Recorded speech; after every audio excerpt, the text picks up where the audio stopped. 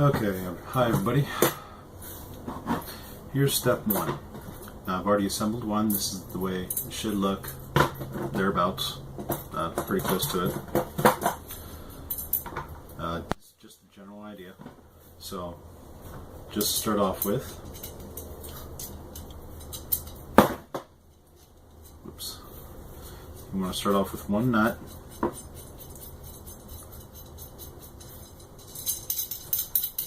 M10 nut to the threaded rod. You know what, let me go through the list here. You're going to need 2 of the 540 millimeter threaded rods, which are M10. You're going to need 8 of the M10 nuts, 8 of the M10 washers, 6 of the M8 spring washers or lock washers, and 2 of the plastic fenders.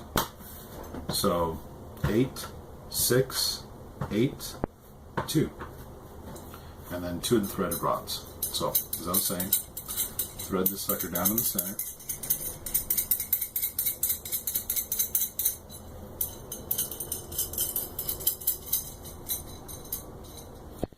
About the same. You start off with M10 nut, M10 flat washer, acrylic fender, another M10 flat washer. Now you need the M8 lock washer, spring washer,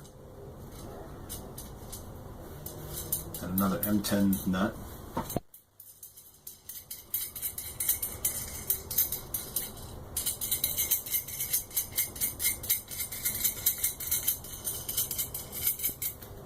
That'll complete the center part.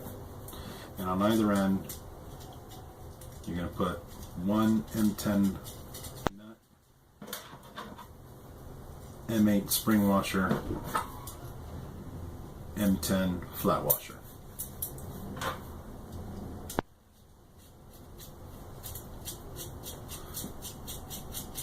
Repeat the step on the other side.